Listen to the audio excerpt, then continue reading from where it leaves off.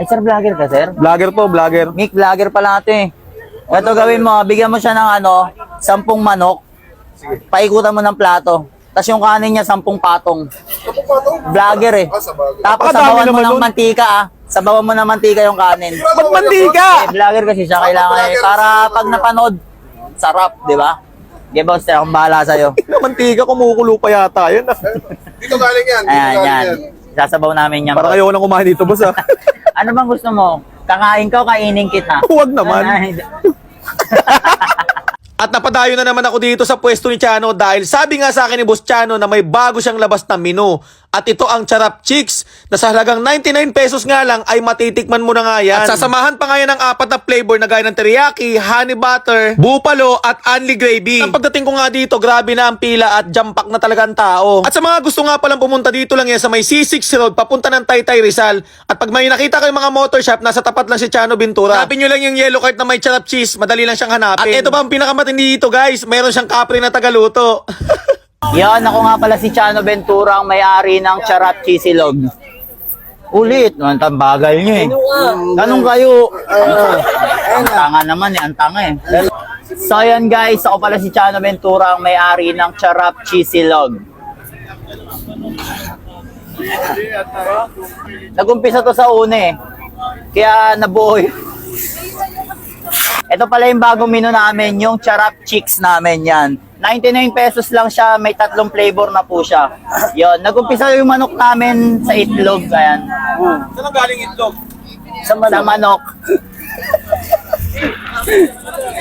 Saan ba nang galing yung manok? Sa pusa. Ha? Sa pusa.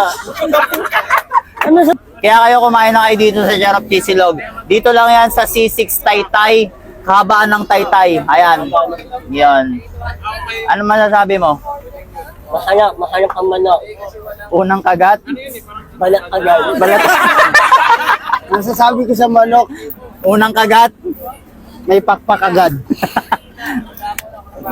At gaya nga ng sabi ko guys, meron sila ditong 4 na flavor gaya ng teriyaki, buffalo, honey butter at only gravy. At eto pa ang pinakamalupit dito guys, may dumating na bisita si Kapudrip at si Ewik Mukbang. Siyempre, hindi mawawala ang collaboration dyan. Mga idol ko to eh. At eto na nga, piniprepare na nga ni boss yung mga pagkain namin dahil nagugutom na kami.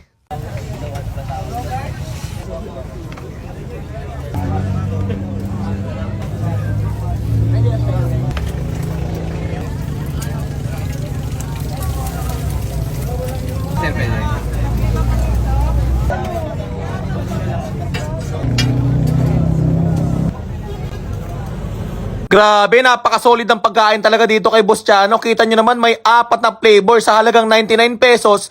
May 2 kanin at ulam ka na. At ito na nga guys, titikman na natin si Chano. Ay si ano pala, manok pala ni Chano. Sorry. Diba, napaka-solid ng manok dito.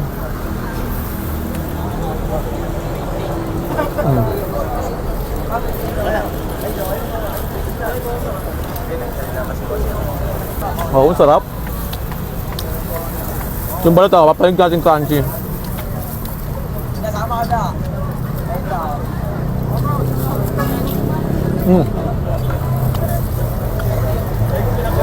Ano man ako? Grabe.